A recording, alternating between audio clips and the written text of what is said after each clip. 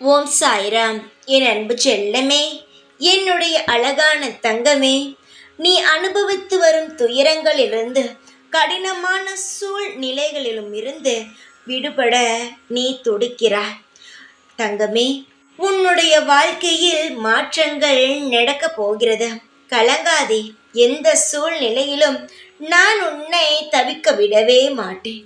தவிப்பது போல் இருக்கும், ஆனால் சரியான நேரத்திற்கு சரியான இடத்தில் நான் எந்த இடத்தில் உதவி செய்ய வேண்டுமோ அந்த இடத்தில் உதவி செய்து விடுவேன்.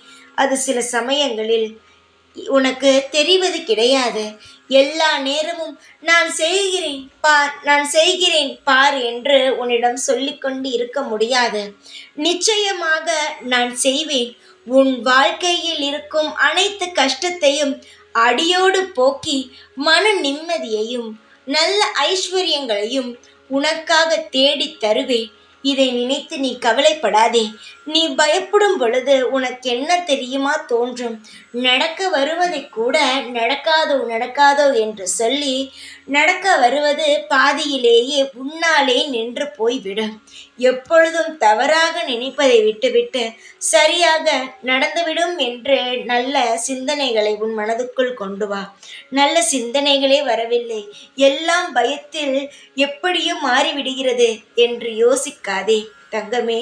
அப்படி உனக்கு தவறான சிந்தனைகள், பயமான சிந்தனைகள் வரும் பொழுது என்னுடைய நாமத்தை மட்டும் நீ உச்சரித்து கொண்டே இருந்தால் போதும். எப்பேற்பட்ட விஷயமாக இருந்தாலும் அது நல்ல முறையில் அமைய துவங்கும். இந்த சாய் இருக்கும் பொழுது கவலைகள் வேண்டாம். என்னை சிலர் நினைக்கிறார்கள், சாயை வணங்குகிறேன் ஆனால் ஒன்றுமே நடக்கவில்லை என்று.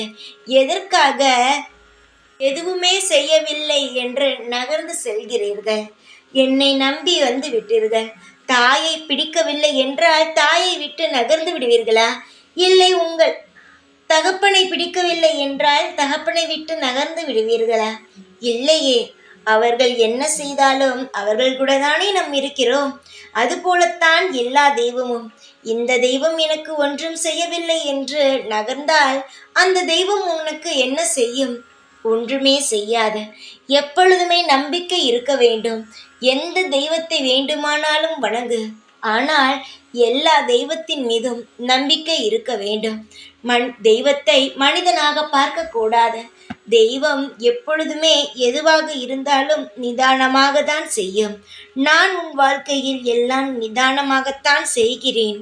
அது உனக்கு ஏன் இன்றும் புரியவில்லை என்றுதான் எனக்கு புரியவில்லை தங்கமே. உன்னுடைய அனைத்து விஷயத்தையும் நான் நல்ல பொறுப்புடன் நடத்தி கொண்டு இருக்கிறேன்.